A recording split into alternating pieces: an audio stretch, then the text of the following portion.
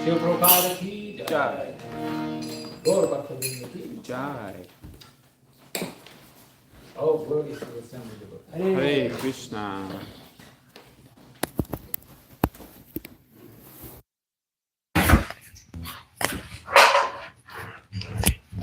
Is this mic on? Oh.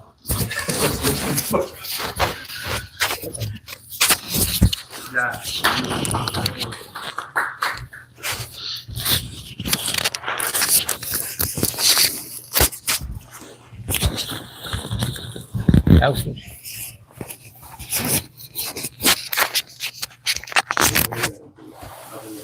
Other way around. Other way around. Oh. Like this? Like this. Thank you. Okay. I will get the message. Om Namo Bhagavate Vasudevaya.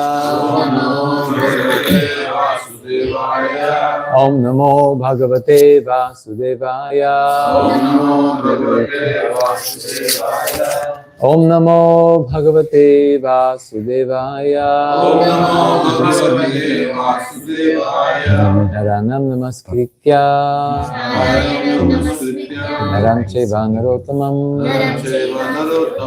Devim Saraswatim Vyasam Tato Jayam Udirayet. Reading from Srimad Bhagavatam, Chapter 3, Pure Devotional Service, The Change in Heart, Text 1, right? Yes. Shri Shuka Vacha Eva Metan. I'm just figuring out the tune.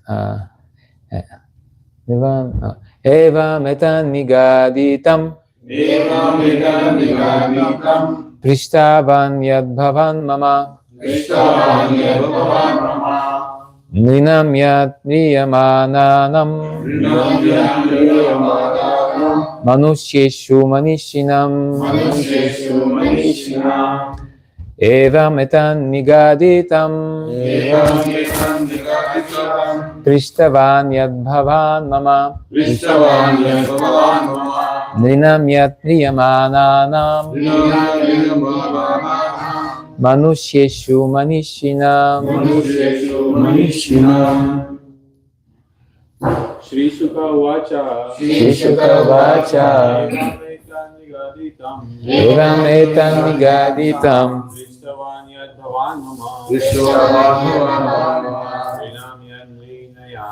Nanam Manusyeshu Manishina Manusheshu Manishina Shuka Vacha Evam Yetam Nigaditam Vishtavam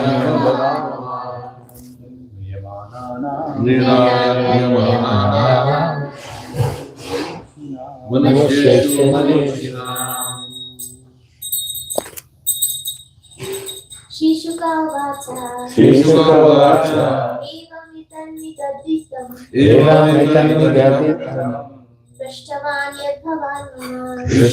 Yadbhavan Mama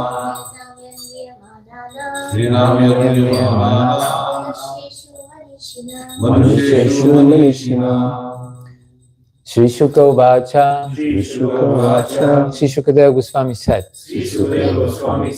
Evam so etat all this Nigaditam answered Prishtavan as you inquired Yet what Why? Bhavan your good self Mama unto me Nrinam of the human being Yet one Mriyamananam on the threshold of death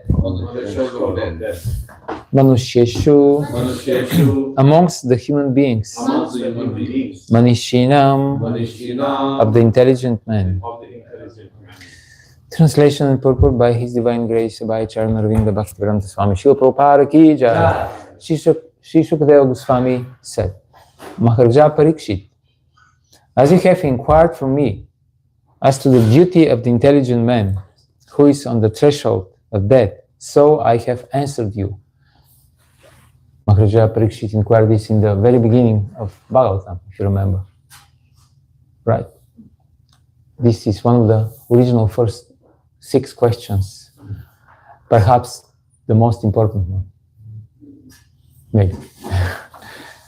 Okay, purport. In human society, all over the world, there are millions and billions of men and women, and almost all of them are less intelligent because they have very little knowledge of spirit soul. Almost all of them have a wrong conception of life, for they identify themselves with the gross and subtle material bodies, which they are not, in fact. They may be situated in different high and low positions in the estimation of human society, but one should know definitely that unless one inquires about his own self beyond the body and the mind, all his activities in human life are total failures. Therefore, out of thousands and thousands of men, one may inquire about his spirit self, and thus consult the revealed scriptures like Vedanta Sutras, Bhagavad Gita, and Srimad Bhagavatam. But in spite of reading and hearing such scriptures, unless one is in touch with a realized spiritual master, he cannot actually realize the real nature of self, etc. And out of thousands and hundreds of thousands of men, someone may know what Lord Krishna is in fact. In the Chaitanya Charitamrita Madhya 21, 22, 123, it is said that Lord Krishna, out of his causeless mercy, prepared the Vedic literatures in the incarnation of Vyasadeva for reading by the intelligent class of men in a human society, which is almost totally forgetful of the genuine relation with Krishna. Even such an intelligent class of men may be forgetful in their relation with the Lord. The whole Bhakti Yoga process is therefore a revival of the lost relation. This revival is possible in the human form of life, which is obtained only out of the evolutionary cycle of 8,400,000 species of life. The intelligent class of human being must take a serious note of this opportunity. Not all human beings are intelligent. Not all human beings are intelligent, so the importance of human life is not always understood. Therefore, Manishinam, meaning thoughtful, is particularly used here. A Manishinam person like Maharaja Parikshit must therefore take to the lotus feet of Lord Krishna and fully engage himself in devotional service, hearing, chanting, etc. of the holy name and pastimes of the Lord, which are all Harikatamrita. This action is especially recommended when one is preparing for death. So we're reading next verses, right? Or We have two words, yeah. So next is club 5 verses. yeah. Okay, so let me say a few things about this one. Mukam karoti vachalam pangum langayati grim yatripat amaham vande Shri Guru Nityanand Harinam. Bhagishya Sivadane Lakshmi Research Bhakshi Yasti Hriya Samrit Tam Nrisimha Mahamuje. Hare Krishna. How are you? Great. Saturday morning, instead of taking rest and catch up with getting some more extra rest because you were very busy over the week, you decided to come to the temple early and to listen to Bhagavatam class. Great, this is very inspiring. Thank you. Thank you for giving me the opportunity to say something, to purify myself and to have your association. So the first sentence in the purport: in human society all over the world, there are millions and billions of men and women, and almost all of them are less intelligent because they have very little knowledge of the spirit soul. So here Srila Prabhupada is giving very specific definition of intelligence. Intelligence, as we know, is part of the subtle body. So we have the gross body, which consists of the 5 Panchamahabhuta, the gross material elements. And besides that, in Bhagavad Gita, Krishna explains that there are 3 more coverings. And they're called mind, intelligence, and false ego. So first of all, we require false ego if you want to be here in this material world. We should have identity. If somebody doesn't have identity, strong identity, then he cannot act. Because our inspiration to act stems from our identity. Therefore, people who then don't understand who they are clearly, they are not successful in material or spiritual life. So in order to be actively involved with the material energy, we require false ego. Because since we rejected our real ego, we couldn't stay in the spiritual world, so we had to come to a place where we can exercise our false ego. And then we were supplied with false ego, and false ego is our identification with matter. Just like they have these programs for Hare Krishna. When somebody becomes a witness and he testifies against the mafia, they have these special programs to supply him with they call this protect. Yes, so they supply him with a false identity. So then they send him somewhere out of the way, and there he assumes new identity. He cannot stay in his original place. So this is what we decided. We want to go away from Krishna, and for this, Krishna is very merciful. He supplies us with false identity. And then, but what do you do with this false identity? Then you have to operate somehow. So then you require mind, material mind. And material mind is defined by some sages as the state of attraction to matter. We are spontaneously attracted to certain combination of the 3 modes, and this defines our mind. Material mind is defined like this. And if we have spiritual mind, then we are spontaneously attracted to Krishna.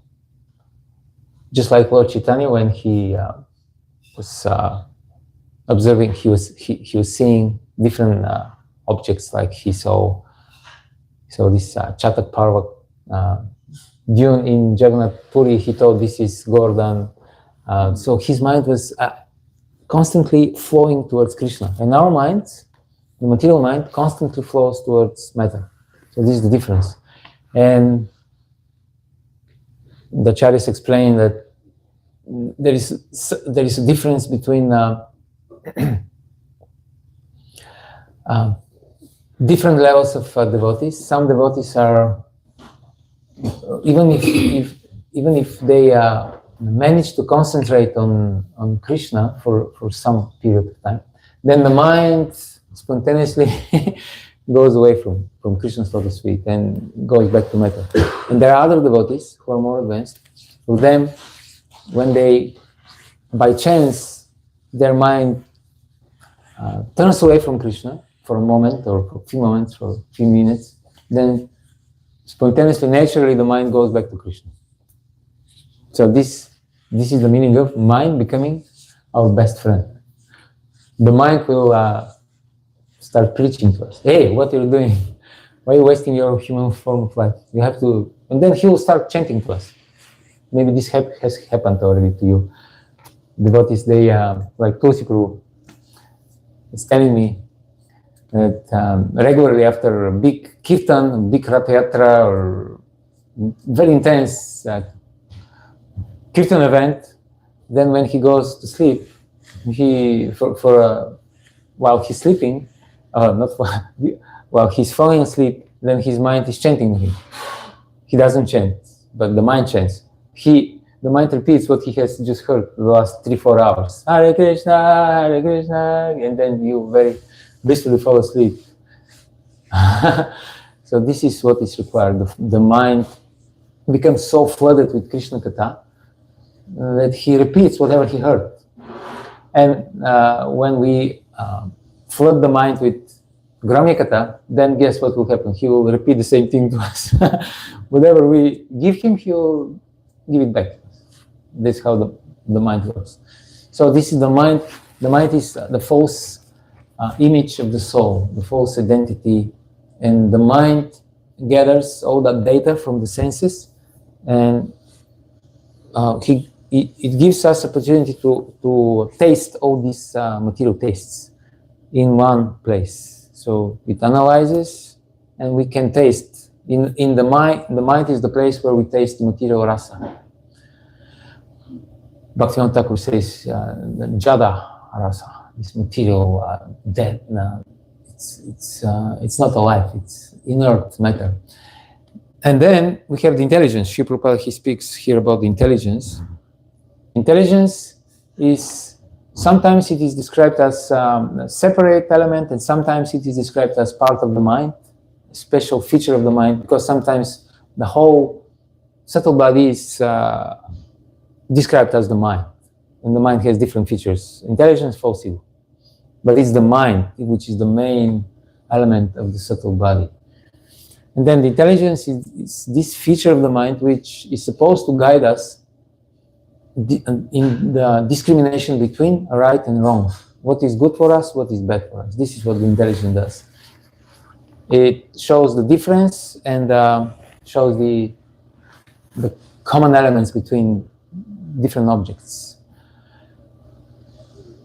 And part of the Bhagavatam describes part of the intelligence is the memory also. Very good, very important to have memory, good memory, because why? Because then we remember all the good instructions that we receive. When Krishna in Bhagavad Gita, he describes the fall down of a neophyte sadhaka, and sometimes we may have this fall down many times a day. It may happen like a few times. We may go through this cycle.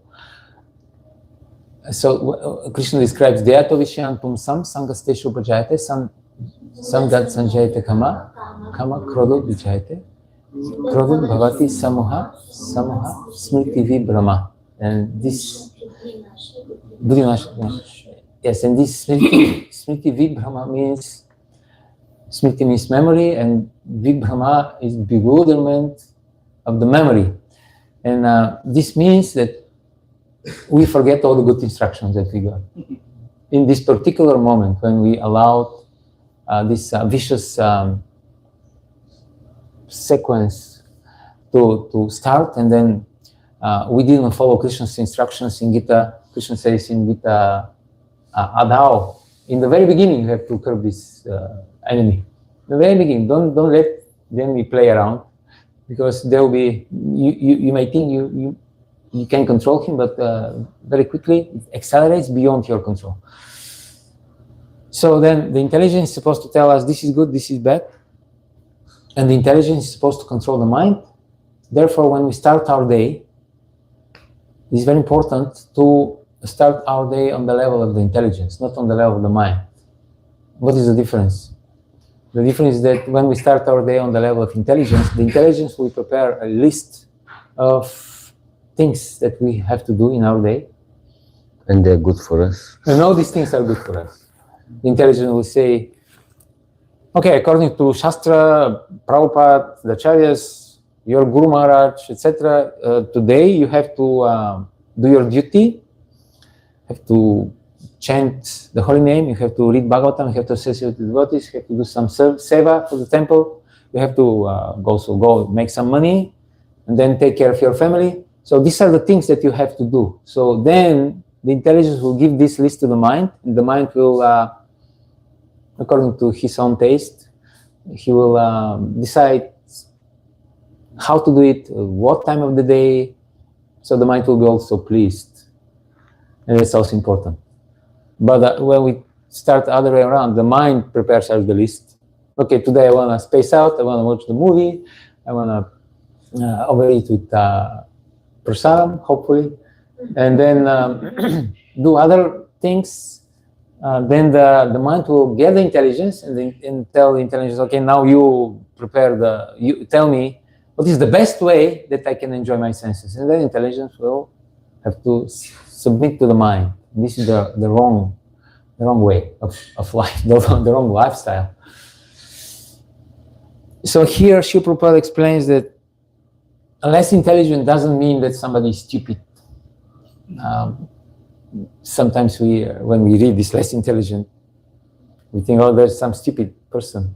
No, this person can be very smart, very astute, very shrewd, how do you pronounce? Very sharp and very capable in navigating in this material world, how to attain his goals. He may be very good scholar, good business person, IT, whatever. He may be very rich, successful. Still, he will be less intelligent. Why? Yes. So this is the meaning of less intelligent. That means he doesn't discriminate between matter and spirit. He doesn't really know what is his best interest. And interesting, Srila Prabhupada is using Shukadeva Goswami is using this manishinam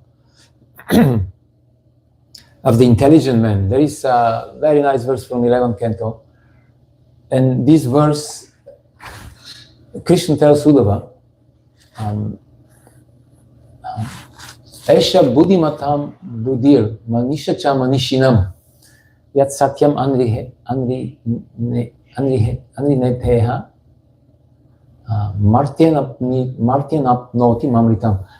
And in the commentaries, the Acharyas explain that this is the most important instruction of Krishna, this verse. And this verse says that Esha buddhimatam buddhir. This is the most intelligent of the intelligent people. And manishinam, the most clever of the all clever. And what is it? It is bhakti.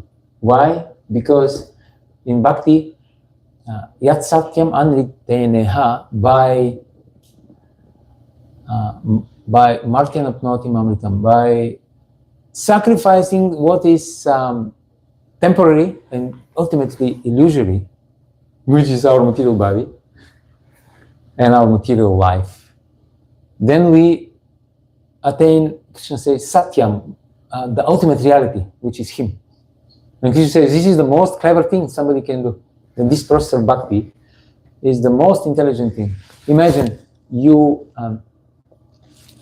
go to the market and you give some false money, one false counterfeit dollar, and then you get in return the whole mansion that costs tens of thousands of 10 millions. So this is what it is, or even more. This is just a crude example, because this mansion also will have to be destroyed by time. But what we get by sacrificing our life and time, temporary body, which is not a nice thing. In Bhagavatam, Lakshmi Devi, Rukmini also in Krishna book, she describes the body, and the body of she describes the male body. She says that I feel sorry for these women who instead of worshipping Krishna, and they worship this the back of skin and mustache and bones and thinking that this is my protector. Rukmini says, I feel bad for these people, for these girls. They're wasting their human form of life. They are not manishinam, they are not intelligent. So we should not be bewildered to think that less intelligent means something else. It means not being Krishna conscious. Somebody can be very, very successful, so to say. Still, he's less intelligent. So, shall we maybe read the next verse? Because we got a little bit entangled here in this one, and we have lots of reading. Okay, next verse.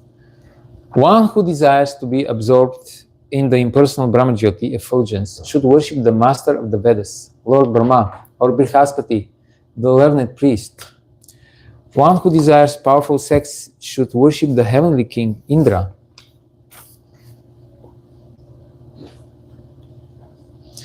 But then Indra also gets in trouble.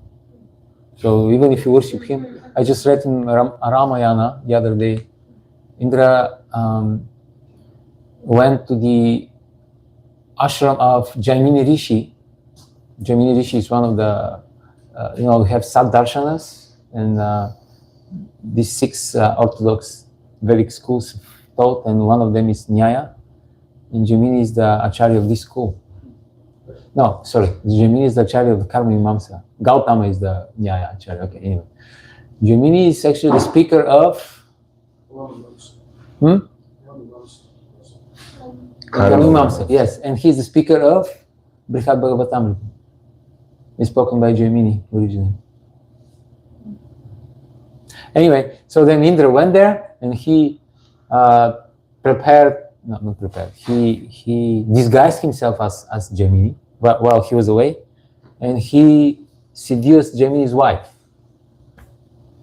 And then Jaimini came back and he cursed Indra. So he gets in trouble. So my point is, even if you worship him and get this so Gaudium, what I had, Jaimini? Anyway, Ahare, yes. So who is Gautama, right? Not Jaimini. Okay. I slept 3 hours yesterday. Jaimini is the same person who spoke Mahabharata to Janamaji, right? Yes, the sweetest Mahabharata, sweeter than the Vaishampayana. Anyway, so even if we are successful, then Indra got in trouble. And then one who desires good progeny should worship the great progenitors called the Prajapatis. But then Prajapati Daksha got in trouble. He cursed Narada Muni. Can you imagine? You cursed Narada Muni. He called him Asadu. Bo, Asadu. I'm actually Sadhu. You're not Sadhu. Although you're dressed as Sadhu, you're not Sadhu. I'm the better Sadhu than you. So, not good. One who desires good fortune should worship Durga Devi, the superintendent of the material world. Somebody told Prabhupada, they're worshipping in this such and such place in India, they're worshipping Mangal Devi, the auspicious Devi. And Prabhupada said, They're worshipping Mangal Devi, but Amangal Devi will come. But they're worshipping Mangal Devi. So also not good. One desiring to be very powerful should worship fire, and one who aspires only after money should worship the Vasus. One should worship the Rudra incarnations of Lord Shiva if he wants to be a great hero. One who wants a large stock of grains should worship Aditi. One who desires to attain the heavenly planets should worship the sons of Aditi. One who desires a worldly kingdom should worship Vishwadeva. And one who wants to be popular with the general mass of population should worship the Sadhya demigod. So this is for the politicians. They want to be popular amongst the voters. So this is the pious way to do it. One who desires a long span of life should worship the demigods known as the Ashwini Kumaras. And a person desiring a strongly built body should worship the earth. So these are all the bodybuilders, or these gym guys. One who desires stability in his post should worship the horizon and the earth combined. One who desires to be beautiful should worship the beautiful residents of the Gandharva planet. And one who desires a good wife should worship the Apsaras and the Urvashi society girls of the heavenly kingdom. One who desires domination over others should worship Lord Brahma, the head of the universe. One who desires tangible fame should worship the personality of Godhead. And one who desires a good bank balance should worship the demigod Varuna.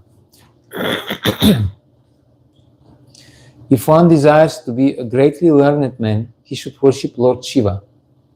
And if one desires a good marital relation, he should worship the chaste goddess Uma, the wife of Lord Shiva, purport.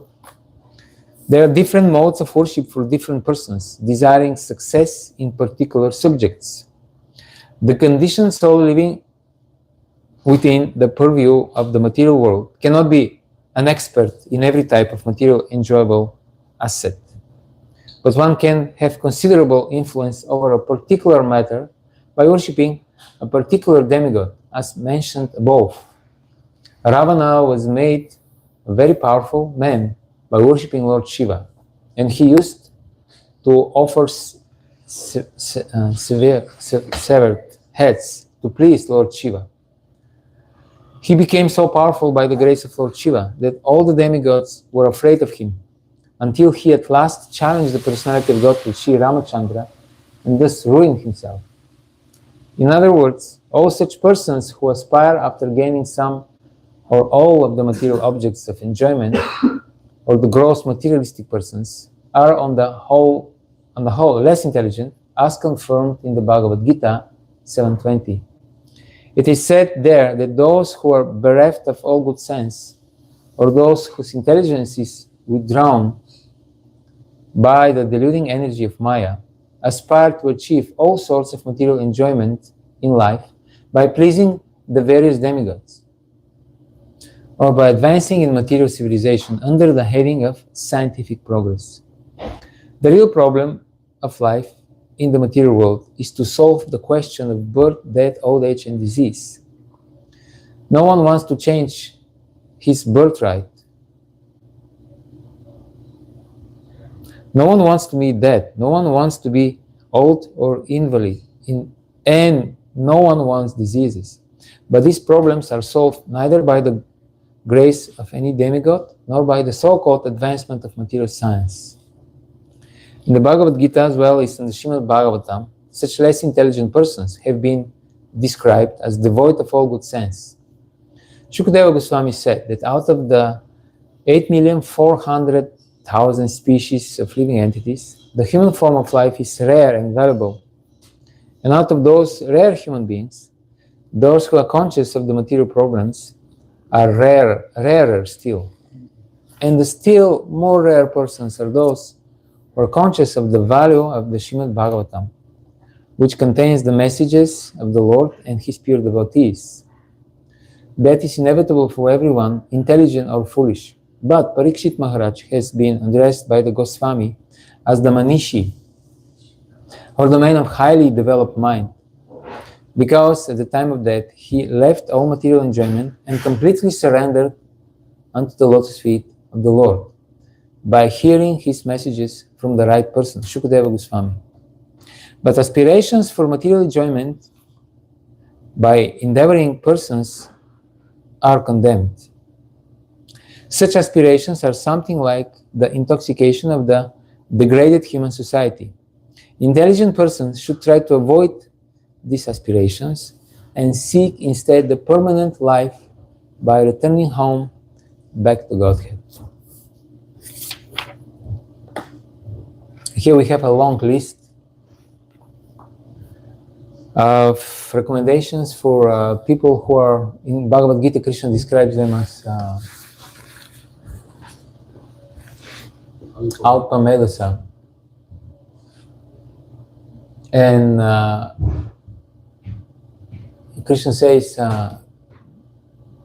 Prakritasvaya. They worship the demigods according to their own nature. So they have some desire and they worship, out of the list of demigods, they worship particular demigod. And they are less intelligent because Srila Prabhupada explains, they don't know where to supply food. They think that there are different types of demigod worshippers, but they think that they can bribe the officials of the government. Instead of going the proper way, they try to go this way, that way. Still, they're pious people, but piety or impiety in Chaitanya Charitamrita it is described that they're all bad if they're not connected to Krishna. So better, if we have material desires, better to ask Krishna. Of course, the best is not to ask Krishna for material desires. There is one material desire that seems to have some exception. Which one is this? Yeah. That's a spiritual desire. Good health. Yes. Yes. Okay. So in first canto of Bhagavatam, Shukadeva Goswami says one should desire only healthy lifestyle. That's even this. Those who are really advanced. Yes. So that one can engage in proper service. But ask for money to serve. You see, that's the problem, that you start with this very innocent, and then, money also for service. Prabhupada actually was asked by somebody, can I worship Ganesh? And Prabhupada said, yes, provided you give me how much? $100,000 every month. So, but this was like back in the 70s, so I guess now we can safely increase because of inflation. 500. Yeah, 1 million per month, then you can worship Ganesh. I give permission. So therefore, best is to approach the Lord only with a desire for pure devotional service. But if you have burning these material desires, then better to go to the Lord instead of going to the demigods. And a little later we will read this very, very famous verse, Akama sarva kamuva moksha kama udharadi tivrena bhakti yogina yajeta purusham param.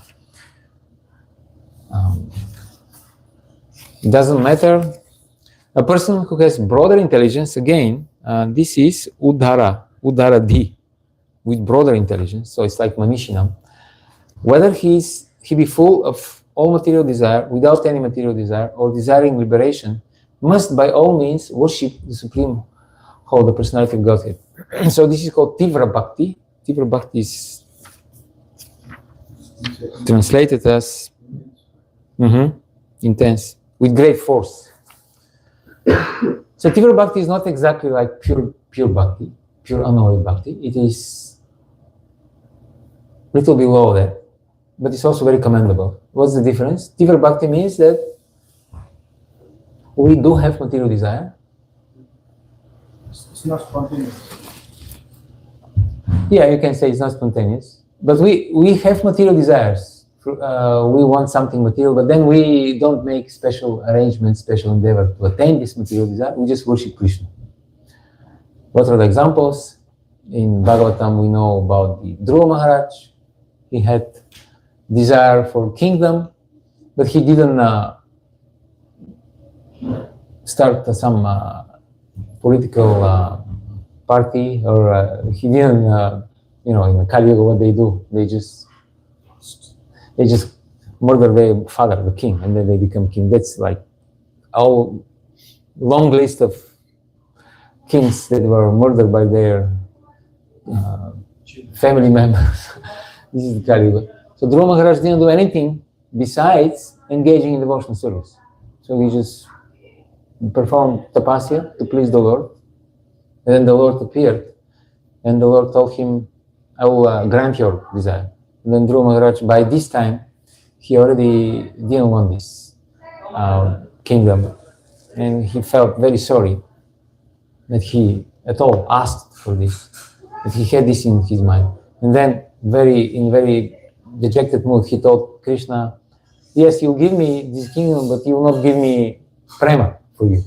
Because that's what happens. And Krishna said, no, don't worry, I will give you both the kingdom and I will give you prema. Everything, I will give everything.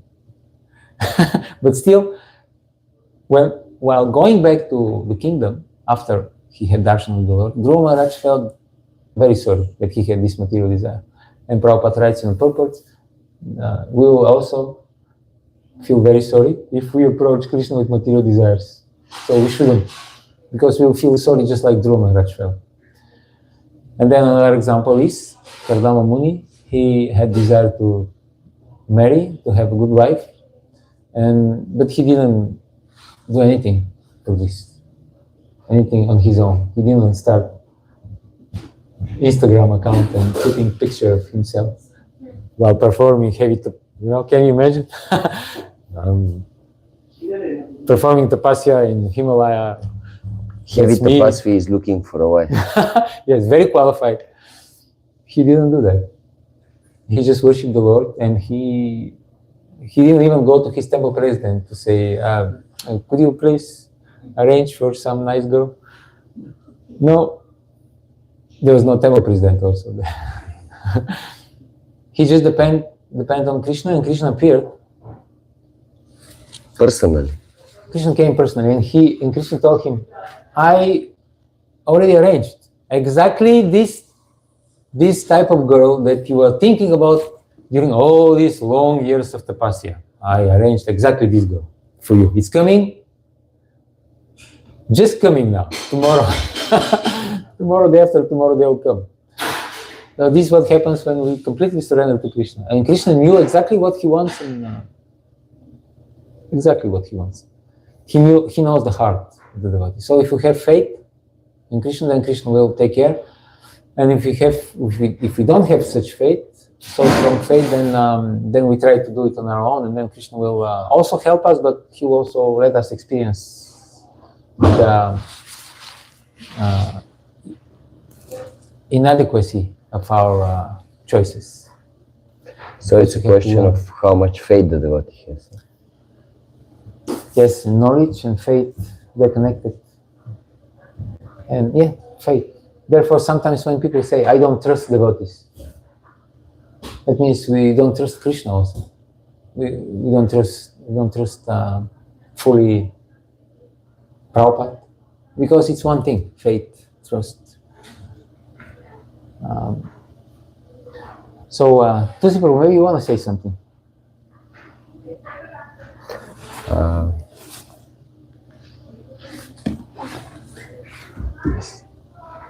We have 15 minutes more. Yeah.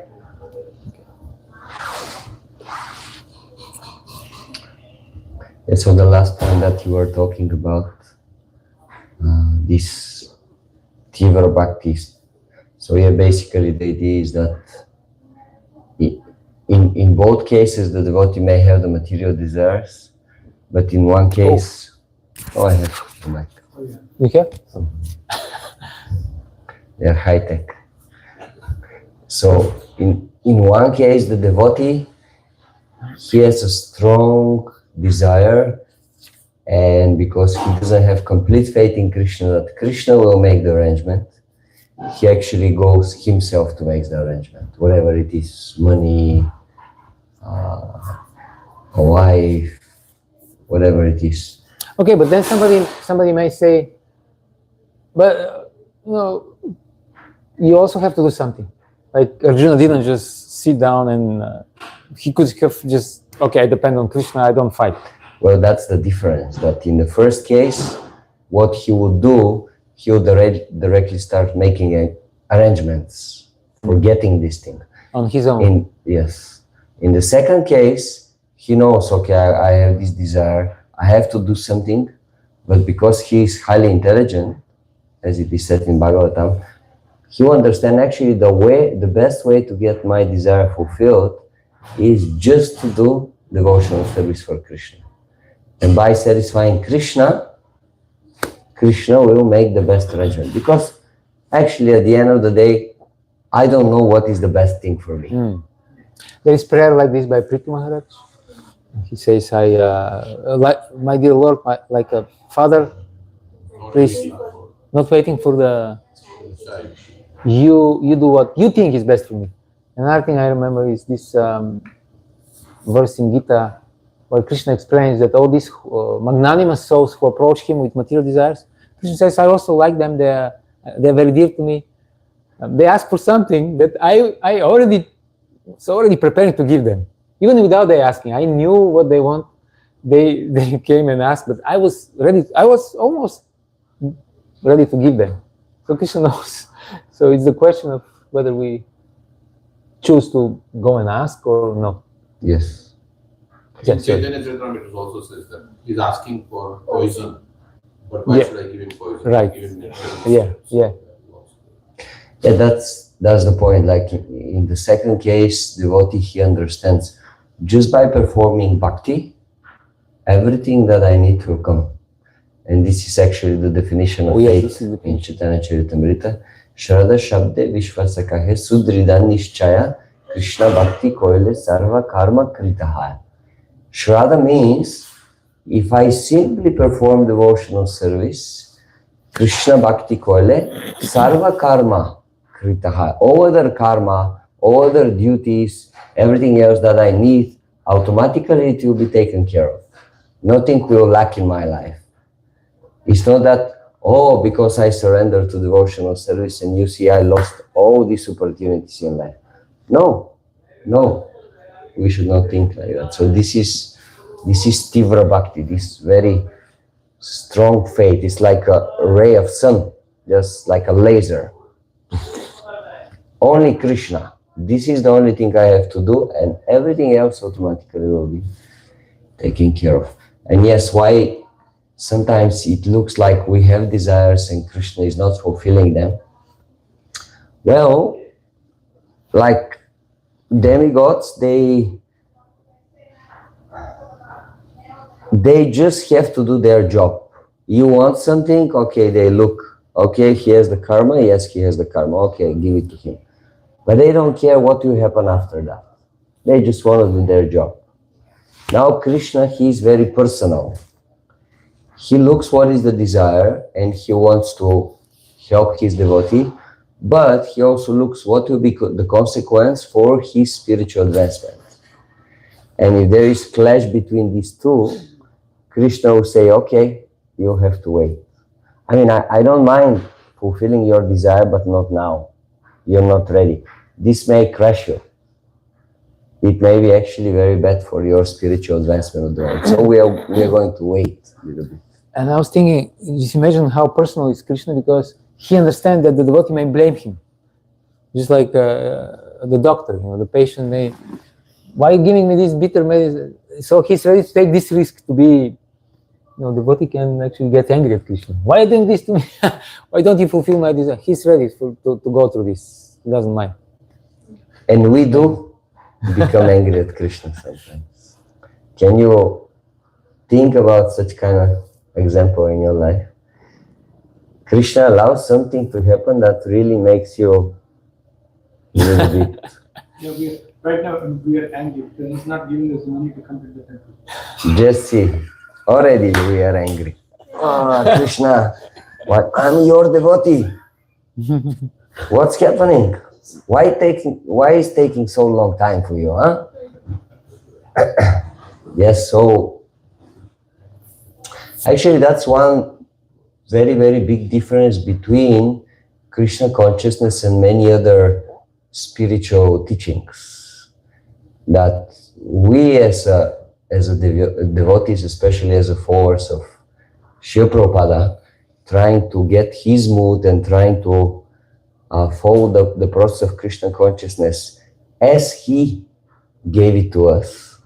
One big difference is that we are doing devotional service and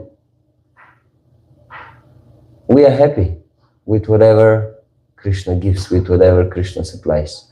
Many other spiritual traditions, actually, if you go a little bit into depth and you try to understand what is their concept of God, in many it may come that God is something like a jukebox, With the other supply.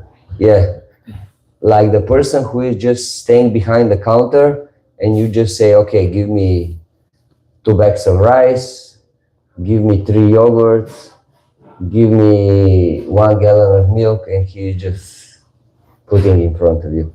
So not really a deep personal relationship. Is more, yes, the person who will give you everything in life that you need.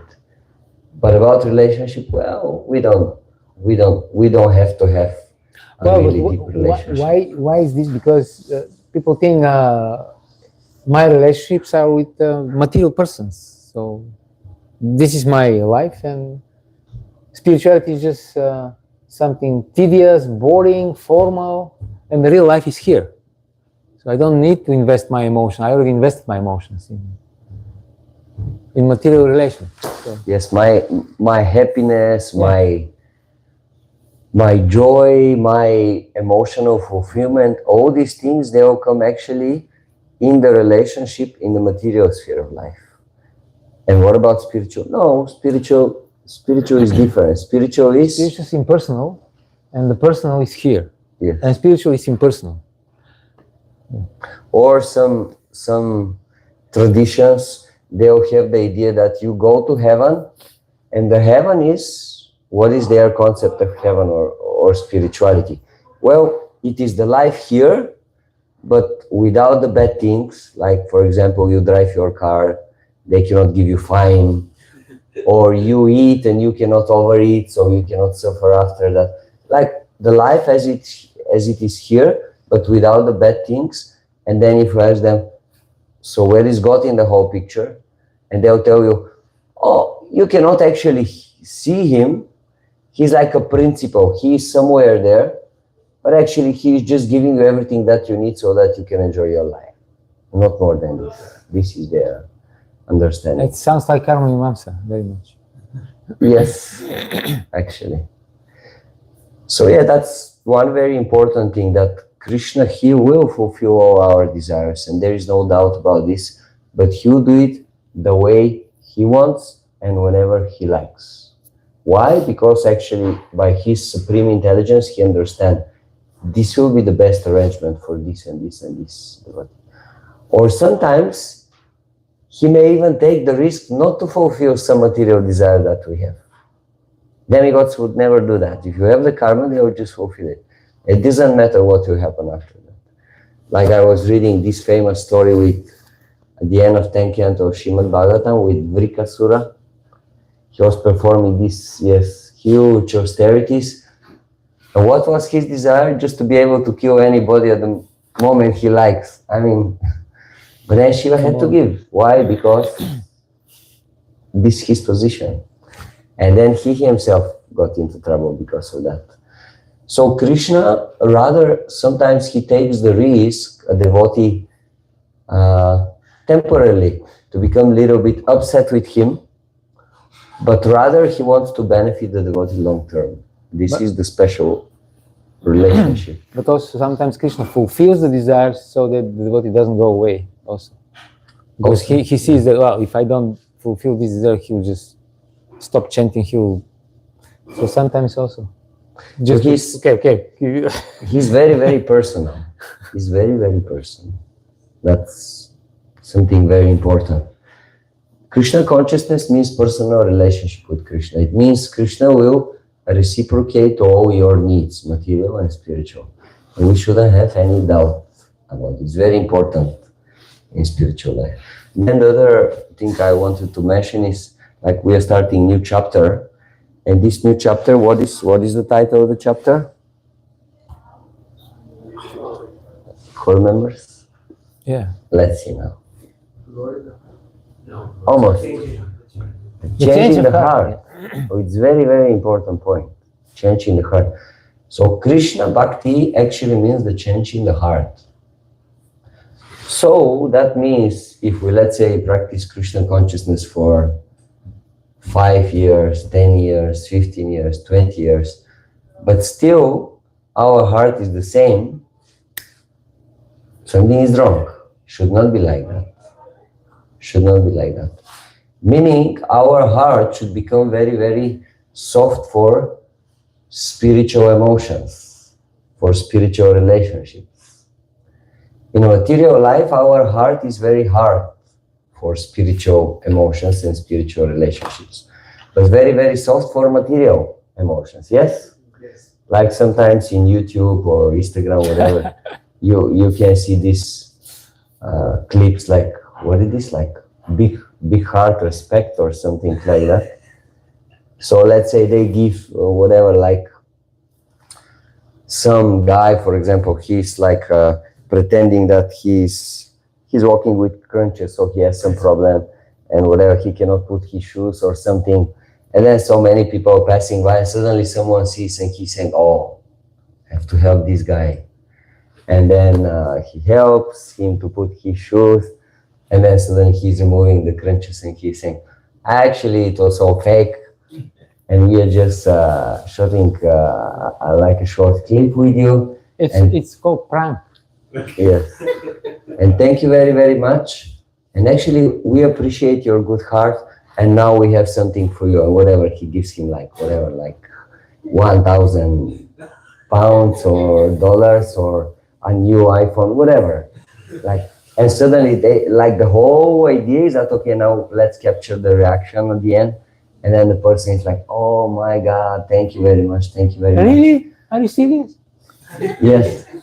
But actually, if you think about it, I mean, it's a very deep emotion. Like even sometimes people, when they watch and their heart moves. Sometimes they do acting. They want to live so that. Sometimes they do acting also. Sometimes you could see it's acting, yes. But I mean, your heart will move, but it's moving from material emotions. It's moving from material emotions.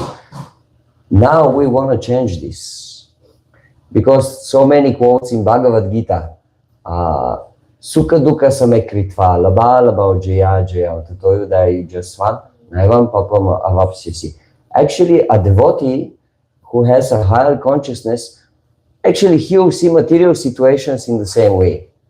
His mind, his heart won't be much moved by material changes. Like sometimes big profit will come, sometimes some loss will come. He will try not to be too much influenced by this. Of course, our mind will be always influenced by changes, but not too much. Actually, it's not so important. Okay, we'll go through it. Not the end of the world. But then when it comes to spiritual situation, and there is opportunity for spiritual emotion, the heart should melt. Nice kirtan, nice Krishna Katha, nice Krishna Prasadam, nice association with close devotees. The heart should melt. Something should happen there. And when the heart melts, then it becomes very easy to practice Krishna consciousness. Why? Well, because Krishna consciousness, as we said, involves the mind, not just the intelligence. If Krishna consciousness was only about the intelligence, then it's very easy. Why it's very easy? And also very dry. Yes. Yeah, you just get rid of all the emotions, and you just read the books, and the books give you the knowledge, and you just situated yourself in the knowledge. Job done?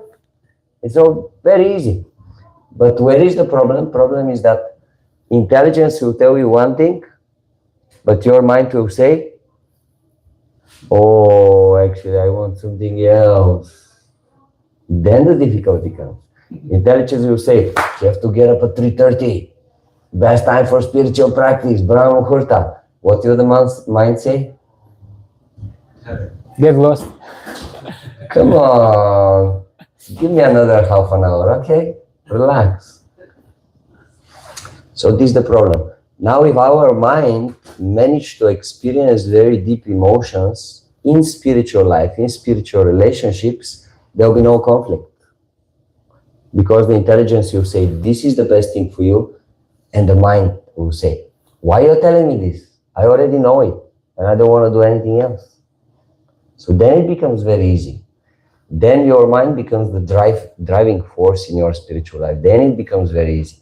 Like materially examples, people who are fanatics in something. Like for example, you are a sportist and your mind is completely absorbed in what you're doing. And sometimes like it's obvious you have to stop, you don't want to stop. Yeah. Like you play basketball, you play Like now. soccer 3 hours, 4 hours, 5 hours. Yes. So, yeah, once the mind is involved in spiritual emotions, then it will be very easy. Until then, always there will be a conflict. So that's why changing the heart. At some point, our heart should become soft to experience these spiritual emotions. Hare Krishna. Hare Krishna. So, yes, please give the devotees. Oh, I'm sorry, we turned this a little bit into a podcast, but it's not. Yeah, please, if you want to say something. I was thinking about the spontaneous, you have to have taste. Then like, I remember when there was a cricket match in Australia, I was in India. It started at 3:30 in the morning.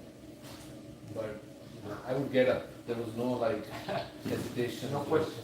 Huh? No question. No doubt. You want to watch that match. So you were saying like the conflict between the intelligence and the mind, but because you have taste, so then you automatically Yes. Exactly. Like for example, do I have to convince you that you have to eat ice cream or pizza? No, it's very good for you. You eat some pizza. No. I know I want to eat pizza. It's not. Maybe because breakfast. you don't require determination to eat prasad. No. Yeah, so thank you very much, both of you. So the point I was trying to say, intelligence is easy, the mind is difficult, because one can memorize the verses, reproduce, even getting in the morning tree or whatever, do all those things. But what is the mind says that ma, me, see, na. It is also noun, ma, money, which comes from money, which is a language, which is a defined conscious. Defined conscious. The purpose we come to the spiritual world is only one purpose, not to get up in the morning 2:30, not to do Krishna as deity worship or making business guru or disciple or king or this and that, the only change of thought. While we're working at change of thought, all this is tools which helps. Suppose you can chant Hare Krishna and use of lifetime, tell you where you are. Chanting Hare Krishna is supposed to bring to that change of heart. Cooking, cleaning, whatever object of that is something that is not there in intelligence. That's it is intelligence, more of passion. It is it is more of goodness, it's more of mind. Mind is more of goodness, under intelligence. Like king is a king who rules, the Brahmin is actually a kingmaker. Lives in a hut, doesn't live in a palace. So that's a beautiful point made. How do we do that, whatever we do, what is the objective of doing? Otherwise, I me mind will come. We can get up. The biggest austerities people do, because they do anything, everything. But then if you just see, I've seen sometimes when you come for dressing morning here, I'll be 30 minutes. We live in in the morning, 4 o'clock. I've seen in the winter people running at 3 o'clock in the winter. I wish I had the determination. But what is objective of determination? What objective of being austerities? Hard about fanatism? That's not what purpose of spiritual life. To change of thought so that become a better Krishna command state. But operation successful, patient is there. That even a good, I mean, we initiated in the LD one. Mind is very important. Because mind and heart go together. So even the subordinated intelligence, the mind is the one that will make things, if you can use it in a proper way, channel it and proper. And the interesting thing about the mind is that it learns only through experience. There's first class intelligence, you learn by hearing. You just hear that this is not good and you don't do it. The second class intelligence, you hear, you understand, you accept, but you have to do it to accept it. So the mind is like this. He has to experience the sweetness of Krishna consciousness, otherwise you just tell him, oh, it's very nice, it's very nice. He doesn't work with you. Unfortunately, there's a condition. That's when you left spiritual role change. You're trying to experience life of the life of the life, speech of the speech of the future. So finally, one day, out of experience, the experiential, the intensity of experience will change the heart. Krishna knows that. That's the reason he's always with us every life. Yes. One time Srila Prabhupada said, no, I don't feel like, somebody came and said, I don't feel like bowing down before the deed or something. He said, first you bow down, then the experience will come. So we have to follow the process that is given by the acharyas. Mahajananena Tata. Even may feel like it or we may not feel like it. It is, I am doing it to please Krishna. Like in Nectar of Instruction, verse 7, Syat Krishna Nama Charitadi Sita Kritika Pito Patattara Sadasya Losika Kintu Adarat Anudidam Khulu Seva Jushta Swadvi Kramat Bhavati Tad Gada Bulakhan. So he says, how you get taste. Rupa Goswami says in that, how you get taste. Is you, every day you chant. Whether you are not experiencing taste, but you follow the instruction of the spiritual master to chant every day. And by doing that with careful attention, then the taste will come. So that is also another aspect of thinking. And change of heart means becoming free from envy. Envy of Krishna and envy of other devotees and envy of other living entities. This is the main, the last anartha to go is envy. Because it is very subtle. So how we can know that we are advancing is how much we have become free from this envy. Envy means I want to put myself in the center. Right? That is basically the whole. So how I give respect to other devotees, how I give respect to other living entities. That's the main. Very nice practice. And actually, if you become free from envy, it would mean you are ready to sacrifice your life fully or at least partially for the benefit of others. So it is the practical point that you are getting rid of that. You want to sacrifice yourself for the benefit. Like Krishna says in that the verse that one should with his life, with his wealth, with his words, Etava Janma Safalyam, Ihinami Hadeshu, Prana Artha Diya Vacha, Shreya Acharanam Sada. He says that one should with his life, with his wealth, with his words, with his intelligence, one should work for the welfare of others. And then he says, spreading Krishna consciousness is the best welfare.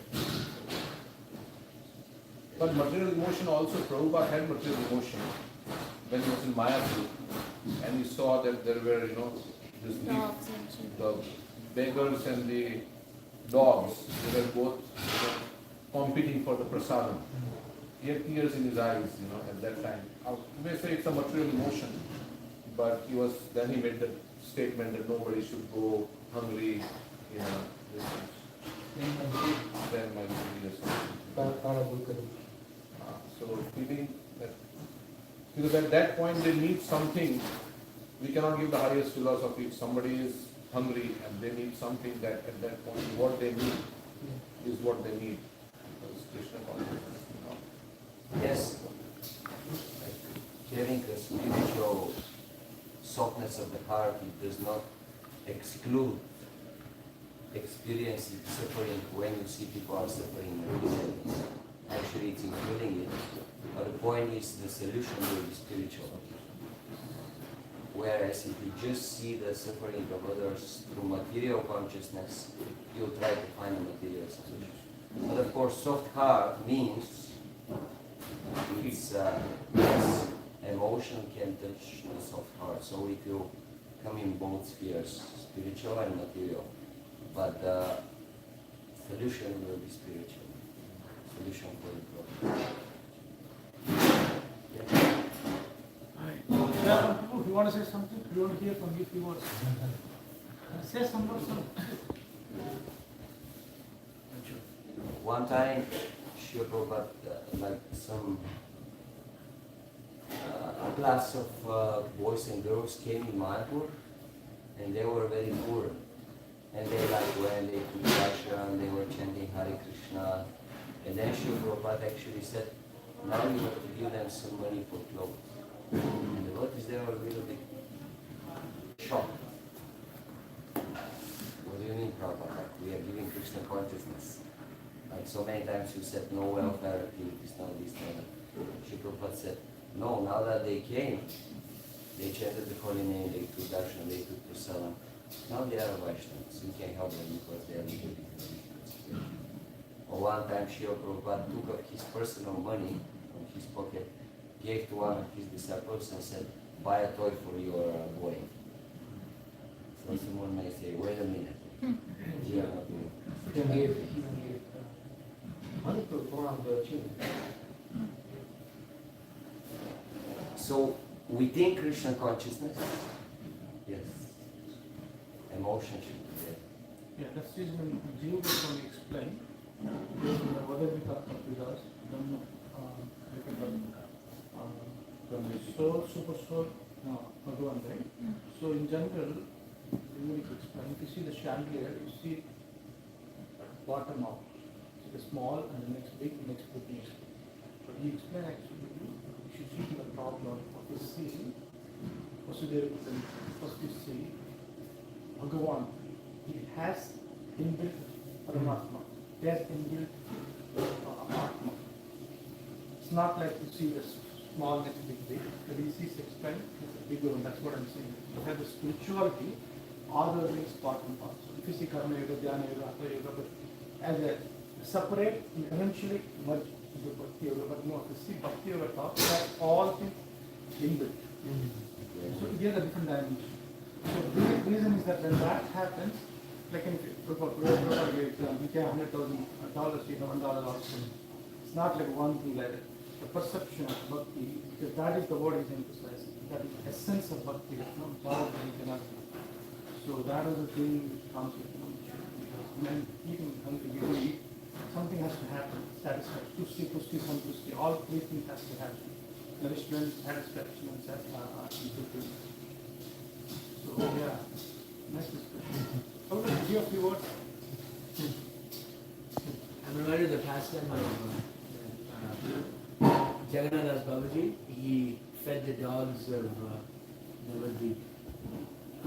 He said buying rasgullas or something. He fed them all. It's in one sense you can say that it's just a material thing that feeding people and all these things.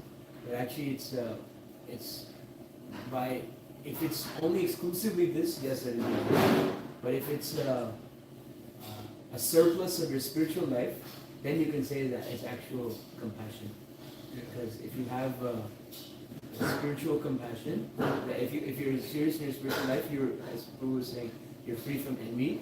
And once you're free from envy, then actually you don't envy anybody. You're on the platform of seeing everything as the mercy of Krishna. And if you see, as Paradukaduki, then you want to help people. And Srila Prabhupada writes in the, what is that, the Jalduta song, he writes on the Lord Jalduta.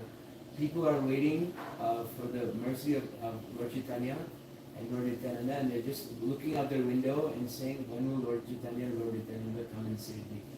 And so, in that sense, by giving them Krishna consciousness, you're actually giving them the highest pacification of their human form of life. And by giving them that, and then after that giving them prashadam, clothes, whatever, then actually you give them the whole package. So.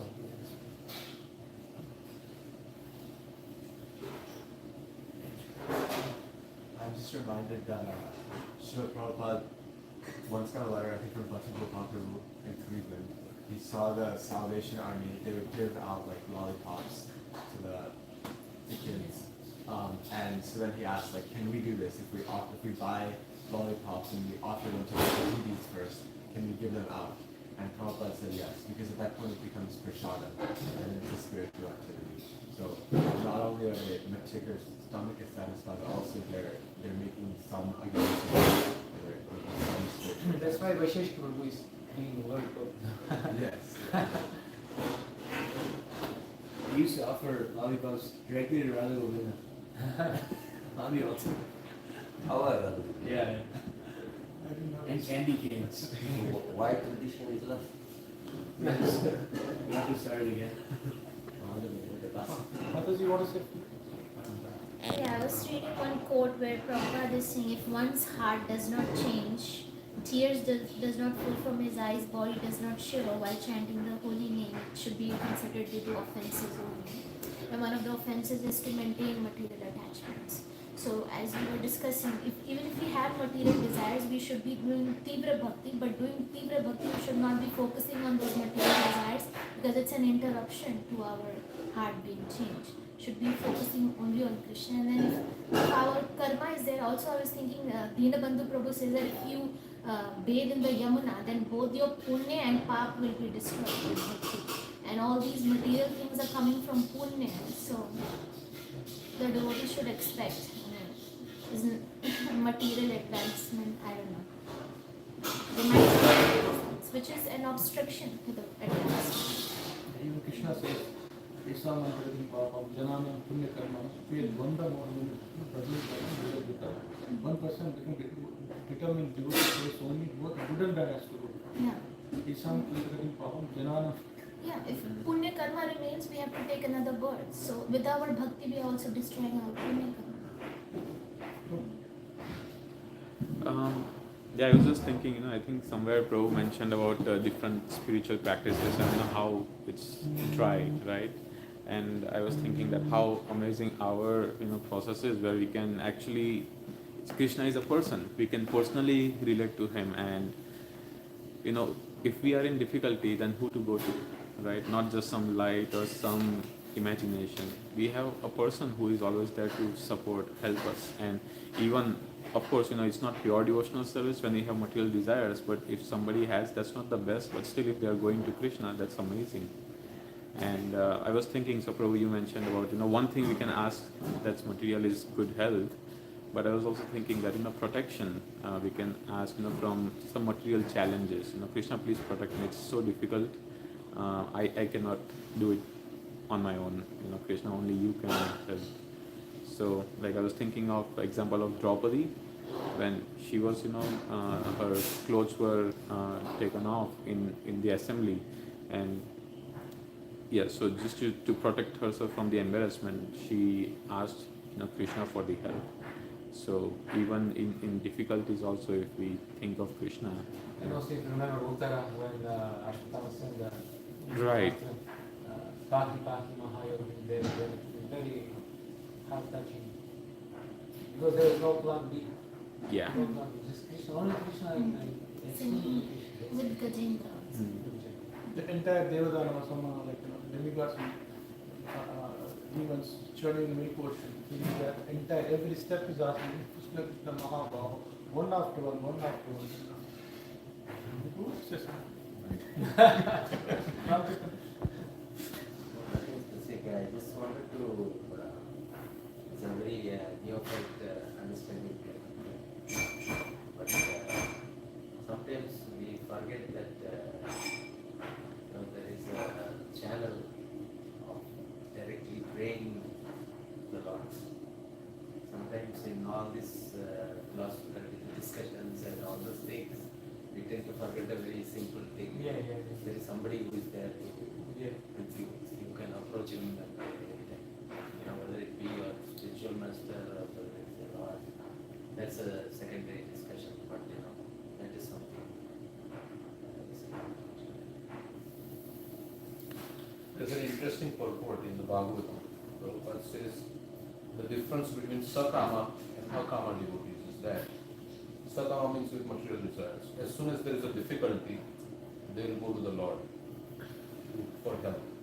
Akama devotees, even if they have difficulty, they will continue to serve the Lord. They will not ask the Lord for anything. But of course, that is a higher platform. And we see in Prahlad Maharaj's case, he was put in boiling oil, but never we hear that he says, "Oh Krishna, please protect me." Because he is convinced if Hare Krishna Rakeke, if Krishna wants to protect me, then who can kill me? Krishna wants to kill me, then who can protect me? So that is another level of the devotees who are on a very higher consciousness. Of course, that doesn't make Draupadi and Gajendra on lower consciousness, but they just because Krishna knows it and he has sanctioned whatever is happening, he knows about it.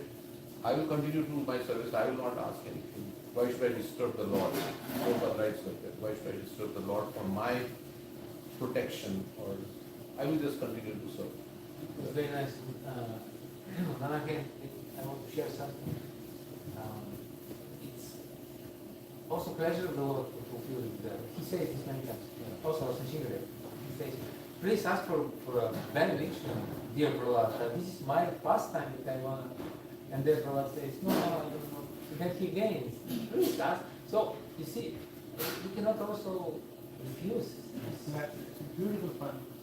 No, but from the devotee side, he's not asking. Yeah, right. What did Prahlad Maharaj say? You remove all the material, take away all the material desires from my heart. I don't want anything. I'm not a vanik. I'm not doing a service business. So it's like a trade, I'm not doing trade so that I do this, so you do this and that.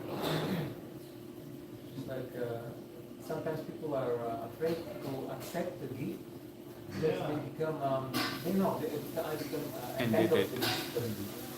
So, but your mother wants to, or your father, they want to give you something. You cannot just say, so sometimes the devotees they have to, okay, like Krishna wants to give me something. I don't want.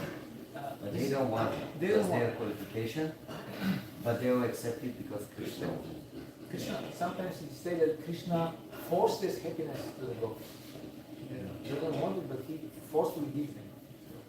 Which is sort of My understanding is that at the end of the day, be conscious before become Krishna conscious and be human. Because why? When I asked this question one time Bhakti Maharaj, many years back, Krishna is Satchidananda, when Krishna was piercing his arrows, so his body is bleeding, that is like human being. What is that? Like, he's a human so that he is also a person like human being. He has certain ways of doing, desires like human being. We all come from the same source. He is also human. So sometimes his rasa is multi-level, multi-dimensional. So, and based on the situations, how he does, if he arrow pierces, there is no blood comes, it looks like a robot. So he's human, he jumps, he laughs, he steals, he lies. At the same time, he's strong, he jokes around, it's in history. It's all kind of a thing, that's what we're looking for. Rasara, fountain, we are also hankering. It's not, if you go to a grocery shop, even apples, there are 10 types of apples. So variegated necessary. Soul is hankering from that multi rasa nature, like we eat breakfast. We cannot eat the same breakfast again. So everything is there. So how do you balance it? It's a human. The human makes money. Money she does the prabhu money. It's a defined consciousness. That's where the heart. It's like a mind and heart goes together. Congratulations, Bhagavatam. Jai. Hari Hari Bol.